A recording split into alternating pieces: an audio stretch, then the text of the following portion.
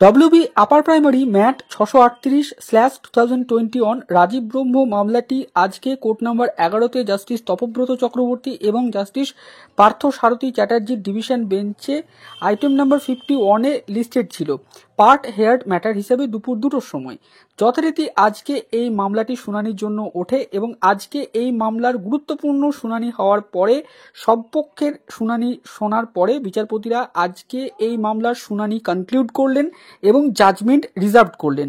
তো আজকে এই মামলায় শেষ শুনানি যেটা হলো সেই শুনানিতে কি কি গুরুত্বপূর্ণ ম্যাটারগুলো উঠে আসলো, মিস্টার বিকাশ রঞ্জন ভট্টাচার্য পিটিশনারদের আইনজীবী তিনি কি বক্তব্য রাখলেন, এসএসসির আইনজীবী ডক্টর পাত্র তিনি কি উত্তর দিলেন, এছাড়াও পিটিশনারদের আইনজীবী মিস্টার মিত্র তিনি কি বললেন, পিটিশনারদের আইনজীবী মিস্টার সুবীর সান্যাল স্যার তিনি কি বললেন, এছাড়াও আইনজীবী মিস্টার কল্যাণ ব্যানার্জি তিনি কি বললেন, অর্থাৎ সব পক্ষ কি বলল সেই বিষয়ে আজকের এই ভিডিওতে ডিটেলসে আলোচনা করব। অনুরোধ করব আপনারা এই ভিডিওটা পুরোটাই দেখবেন। দেখুন, আজকের শুনানির প্রথমেই মিস্টার বিকাশ রঞ্জন ভট্টাচার্য বিচারপতিকে বলেন যে তিনি একটি অ্যাডিশনাল সাপ্লিমেন্টারি এফিডেভিট নিয়ে কথা বলবেন। তখন বিচারপতি তাকে প্রশ্ন করেন যে অ্যাডিশনাল এফিডেভিটটা নিয়ে তিনি বলতে চান সেটা তো এখনো বিচারপতিরা গ্রহণ করেনি। তখন আইনজীবী জানান যে না সেই অ্যাডিশনাল এফিডেভিটটা নয়, তারা একটা অ্যাডিশনাল এফিডেভিট নিয়ে কথা বলবেন যেটা অলরেডি ফাইলড হয়ে গেছে কোর্টে, যেটা অ্যাপিলেন্সরা দিয়েছিল রিপ্লাই এফিডেভিট হিসাবে। তো সেই এফিডেভিটের কিছু পয়েন্টকে তুলে ধরে মিস্টার বিকাশ রঞ্জন ভট্টাচার্য বিচারপতির দৃষ্টি আকর্ষণ করেন, বিশেষ করে ওএমআর রিচেকিং, ডিফেস্ট ওএমআর এই সমস্ত বিষয়গুলো নিয়ে।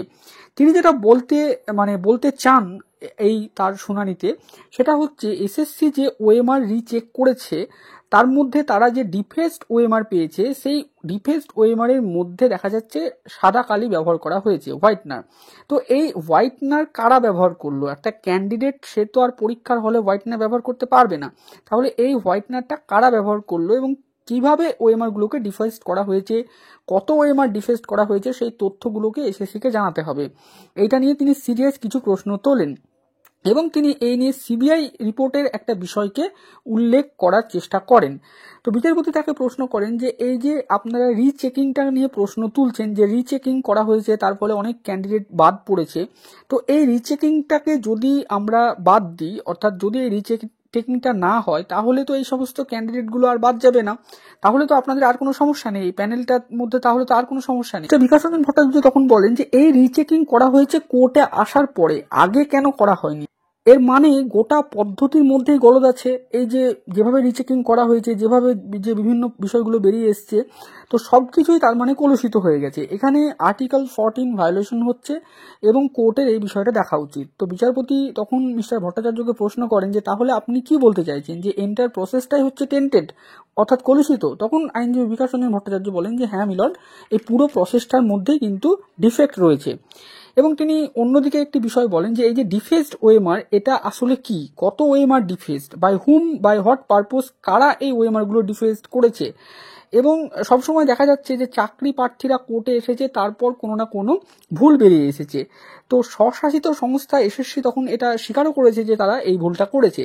তো এভাবে পুরো নিয়োগ প্রক্রিয়াটাই নাকি কলুষিত হয়েছে, অস্বচ্ছ হয়েছে, এমনটাই বলতে চান আইনজীবী বিকাশ রঞ্জন ভট্টাচার্য। এবং তিনি বলেন যে সাংবিধানিক আদালতের এটা দেখা উচিত এবং ইলেকটোরাল বন্ডের যে কেসে মহামান্য সুপ্রিম কোর্ট যেটা বলেছে ট্রান্সপারেন্সি, এই ট্রান্সপারেন্সি বজায় রাখা উচিত এবং আর্টিকেল 14 যাতে করে ভায়োলেশন না হয় তার প্রতিকার করা কোর্টের দরকার। এবং কিভাবে এই ওএমআর এ সাদা কালি এলো এই বিষয়টা তিনি বারবার তুলে ধরেন এবং এই প্রসঙ্গে তিনি একটি সিবিআই রিপোর্ট কোর্টে পেশ করেন তার সাপ্লিমেন্টারি এফিডেভিটের পার্ট হিসাবে। সেখানে তিনি যে সাপ্লিমেন্টারি এফিডেভিট দিয়েছিলেন মিস্টার বিকাশ রঞ্জন ভট্টাচার্য, সেখানে একটি সিবিআই রিপোর্টকে তিনি সাইট করেছেন। সেই সিবিআই রিপোর্টটা ববিতা সরকারের মামলার প্রেক্ষিতে ক্লাস 11-12। সেখানে সিবিআই রিপোর্টে দেখা যাচ্ছে যে নীলাদ্রি দাস এসএসসি যে সমস্ত ম্যাটারগুলো 9, 10, 11, 12 সেখানে ম্যানিপুলেশন করেছে, তো সেই ম্যানিপুলেশন করার স্বরূপ হিসাবে বা উপহার হিসাবে নীলাদ্রি দাসকে আপার প্রাইমারির কাজটা দেওয়া হয়েছে, এমনটাই সিবিআই সেই রিপোর্টে উল্লেখ করেছে। তো এই বিষয়টা মিস্টার বিকাশ রঞ্জন ভট্টাচার্য বিচারপতির সামনে উল্লেখ যখন করছিলেন তখন আইনজীবী কল্যাণ বন্দ্যোপাধ্যায় এটা আপত্তি করেন। তখন বিচারপতি বলেন যে ঠিক আছে, আপনাদেরকে আমরা বলতে সময় দেব, এখন মিস্টার ভট্টাচার্য যা বলতে চাইছে সেটা উনি বলুন। তখন মিস্টার ভট্টাচার্য এই বিষয়টা পুরোপুরিভাবে তুলে ধরেন যে কিভাবে তাহলে আপার প্রাইমারিতেও দুর্নীতি হয়ে থাকতে পারে, তার কারণ নীলাদ্রি দাসকে মানে এসএসসির অন্য যে বিষয়গুলো সেখানে সেখানে ম্যানিপুলেশন করার জন্য পুরস্কার হিসেবে আপার প্রাইমারি কাজটা দেওয়া হয়েছিল। তো তারপরে বিচারপতি জানতে চান যে এই যে এফিডেভিটটা আপনারা দিচ্ছেন, যেখানে সিবিআই রিপোর্টটা আপনারা উল্লেখ করছেন, সেই সিবিআই রিপোর্টটা কোন মামলার প্রেক্ষিতে? তখন মামলা নাম্বার WPA 5406/2022 ববিতা সরকারের যে মামলাটি সেটি উল্লেখ করেন আইনজীবী বিকাশ রঞ্জন ভট্টাচার্য। তো এরপরে আইনজীবী বিকাশ রঞ্জন ভট্টাচার্য বলেন যে সিবিআই রিপোর্ট সেটা কোর্টে দেওয়া হয়েছিল এবং সেখানে তাদের এই বিষয়টা প্রাসঙ্গিক বলে মনে হয়েছে বলে তারা কোর্টে এই বিষয়টা উল্লেখ করছে। তো তারপরে আইনজীবী বলেন যে এই যে পুরো বিষয়টা, তার মধ্যে অনেক কিছু রয়েছে যেগুলো মিসম্যাচ দেখা যাচ্ছে, সেটা কোর্টের দেখা উচিত। একাডেমিক স্কোর নিয়েও তিনি বলেন যে অনেক প্রার্থীর দেখা যাচ্ছে একাডেমিক স্কোরেও মিসম্যাচ হচ্ছে, তো কেন এত গরমিল, এই প্রশ্নটা তিনি তোলেন। এবং কমিশনকে সমস্ত ফ্যাকচুয়াল ডিটেলস নিয়ে ক্লিয়ার হতে হবে, যে তারা প্রথম দিন থেকেই স্বচ্ছ ছিল, এই বিষয়টা জানাতে হবে কোর্টে। যতক্ষণ না তথ্য কোর্টে সঠিকভাবে প্রডিউস হচ্ছে তার আগে কোর্ট কোনো সিদ্ধান্তে যাতে করে না আসে, এবং স্বচ্ছতার একটি সাংবিধানিক অধিকার নিয়োগে তা আনতেই হবে, এমনটা তিনি উল্লেখ করেন। এরপরে তিনি একটি law notes on behalf of Nasrin Khatun, সেখানে একটি পয়েন্ট উল্লেখ করেন পিঙ্কি ঘোষ নামে একটি ক্যান্ডিডেটের, যে ক্যান্ডিডেটেরকে ইন্টারভিউয়ে ডাকাই হয়নি অথচ তার মার্কস বেশি ছিল। তো এখানে এসএসসি নাকি উত্তর দিয়েছে যে ক্যান্ডিডেটকে ইন্টারভিউ ডাকা হয়েছিল এবং তিনি অ্যাবসেন্ট ছিলেন, কিন্তু মিস্টার বিকাশ রঞ্জন ভট্টাচার্য বলেন যে ইন্টারভিউর যে লিস্ট পাবলিশ করা হয়েছিল সেখানে কোথাও পিঙ্কি ঘোষকে ডাকা হয়নি। তো এরপরে তিনি রিজার্ভেশন নিয়ে আর কিছু বলেননি, তিনি বলেন যে মিস্টার সুবীর সান্যাল পুরো বিষয়টা বলে দিয়েছে, তিনি আর এখানে কিছু বলবেন না। ভ্যাকান্সি আপডেট নিয়ে তিনি আর কিছু বললেন না আজকে। শেষে তিনি বললেন যে তার সাবমিশন কমপ্লিট, তিনি আর কিছু তিনি বলতে চান না, এবং তিনি এটা বলেন যে যদি প্রসেসটাই কলুষিত হয়ে যায়, সাংবিধানিক আদালতেরই উচিত তাকে স্বচ্ছ ও পরিষ্কার করে সঠিক করা, এই বলে তিনি কিন্তু তার আর্গুমেন্ট শেষ করলেন। তো তারপরে বিচারপতি সামনে বলতে উঠলেন মিস্টার মিত্র অ্যাফিলেন্টসদের হয়ে। তো মিস্টার মিত্র যে প্রসঙ্গটা বলেন সেটা হচ্ছে রুলস 8 এবং 9। রুলস 8 এবং 9-এ মূলত ভ্যাকান্সি সম্পর্কিত বিষয় নিয়ে তিনি বলেন, যে ভ্যাকান্সি আপডেটের বিষয়টা, এবং রুল 12 সেখানে তিনি বলেন যে এসএসসি রুলস 8 এবং 9-এ কিভাবে বলা আছে যে ভ্যাকান্সি কালেক্ট হবে, তারপরে এসএসসি বিজ্ঞপ্তি দেবে, তারপরে এসএসসি টেন্টেটিভ ভ্যাকান্সি ডিক্লেয়ার করবে, তারপরে এসএসসি ফাইনাল ভ্যাকান্সি ডিক্লেয়ার করবে, তারপরে রুল 12-এ ইন্টারভিউ লিস্ট প্রিপেয়ার হবে ফাইনাল ভ্যাকান্সির ওপরে 1:1/4 রেশিওতে।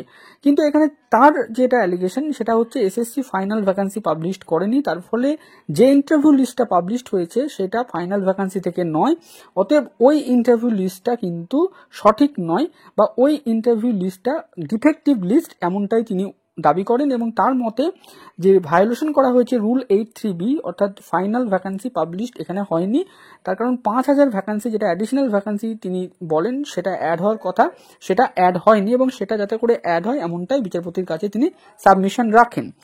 তো এরপরে মিস্টার কল্যাণ ব্যানার্জি তিনি বলতে ওঠেন, তার যে মূল দাবিটা ছিল যে তিনি তো সমস্ত কিছু বলেছেন, তিনি যেটা বলেন যে মিস্টার বিকাশ রঞ্জন ভট্টাচার্য যে সাপ্লিমেন্টারি এফিডেভিটটা কোর্টে ফাইল করেছে সেখানে তার কিছু পয়েন্ট নিয়ে সমস্যা আছে, বিশেষ করে সিবিআই যে রিপোর্টটা নিয়ে বলেছে মিস্টার বিকাশ রঞ্জন ভট্টাচার্য সেইটা নিয়ে তিনি আপত্তি তোলেন। তিনি বলেন যে বিয়ন্ড স্কোপ এখানে বলা হচ্ছে, অর্থাৎ একটা পিটিশনারদের প্রাথমিক কিছু দাবি থাকে, কিছু রিলিফ তারা চায়, এক্ষেত্রে মিস্টার বিকাশ রঞ্জন ভট্টাচার্য তিনি বিয়ন্ড স্কোপ এক্ষেত্রে সাবমিশন করছেন।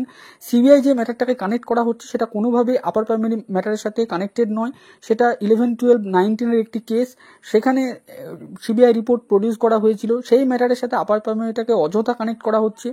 তখন বিচারপতি বলেন যে তাহলে এখানে আপার প্রাইমারি কেন বলা হচ্ছে, বা টার্মটা কেন ইউজ করা হয়েছে সিবিআই রিপোর্টে? নীলাদ্রি দাসকে অর্ডার দেওয়া হয়েছিল, আপার প্রাইমারির কাজের বরাদ দেওয়া হয়েছিল, সেটা তো উল্লেখ করা হচ্ছে সিবিআই রিপোর্টে, সেটাই ওনারা বলেছেন। তখন আইনজীবী কল্যাণ ব্যানার্জি বলেন যে হতে পারে তাকে কাজের অর্ডার দেওয়া হতে পারে, কিন্তু এটা তো কোথাও এস্টাবলিশড হচ্ছে না যে নীলাদ্রি দাস আপার প্রাইমারিতে কোনো ম্যানিপুলেশন করেছে, অন্য সেই নিয়োগ প্রক্রিয়াতে ম্যানিপুলেশন করেছে এমনটাই সিবিআই খুঁজে পেয়েছে, এবং সিবিআই বলেছে তার পুরস্কার হিসেবে আপার প্রাইমারির কাজ টাকা দেওয়া হয়েছিল, কিন্তু আপার প্রাইমারিতে যে সে কোনো ম্যানিপুলেশন করেছে এমনটা তো কোথাও সিবিআই রিপোর্টে বলা হয়নি, অতএব সেটা কি করে অ্যাজাম্পশন করে নেওয়া হচ্ছে। তো এই বিষয়টাই তিনি বলেন। তখন বিচারপতি বলেন যে ঠিক আছে, আপনার বক্তব্য আমরা বুঝতে পেরেছি, এবং তিনি আরও বলেন মিস্টার কল্যাণ বন্দ্যোপাধ্যায় যে কোর্টের উচিত যে কখনোই পুরো প্যানেলকে ক্যান্সেল করা উচিত নয়, যদি কোনো ভুল থাকে, এক্ষেত্রে যদি কোনো ভুল হয়ে থাকে এসএসসির পক্ষ থেকে, তাহলে সেই এরর বা ভুলটাকে সেগ্রিগেট করে সেই ভুলটাকে আলাদা করা উচিত এবং প্যানেলটাকে স্বচ্ছ করা উচিত, কিন্তু কখনোই পুরো প্যানেলটাকে ক্যান্সেল করা বা এরকম কিছু ভাবা উচিত নয়। তো এমনটাই বলে কিন্তু তিনি তার আর্গুমেন্ট শেষ করেন। তো সবশেষে বিচারপতি কার কি সাবমিশন রয়েছে সেইটাকে গোছাতে থাকেন এবং তিনি এরপরে এসএসসির আইনজীবী ডক্টর পাত্রকে প্রশ্ন করেন যে এই আগের দিনের হিয়ারিংয়ে মিস্টার সুবীর সান্যাল কতগুলো ব্যক্তির নাম বলেছিলেন, কতগুলো ক্যান্ডিডেটের, যেমন অদিতি রয়, পৌলমী চ্যাটার্জি, সঞ্চিতা সাহা রয়, অচিন্ত কুমার মুখার্জি।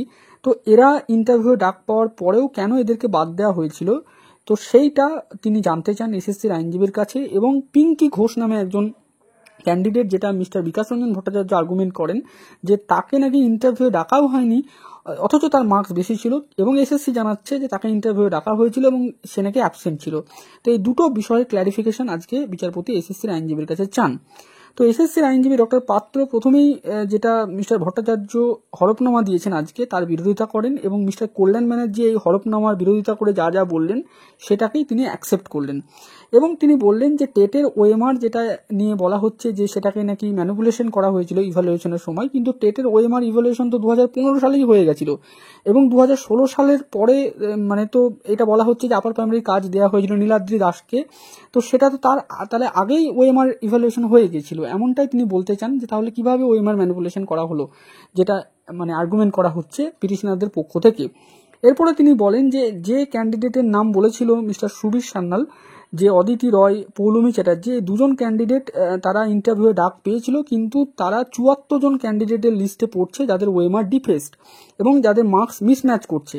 এবং সঞ্চিতা সাহা রয় এবং অচিন্ত কুমার মুখার্জি এরা যারা ইন্টারভিউ ডাক পেয়েছিল এরা 559 জন ক্যান্ডিডেটের লিস্টে পড়ছে যাদের পিওর মিসম্যাচ দেখা যাচ্ছে।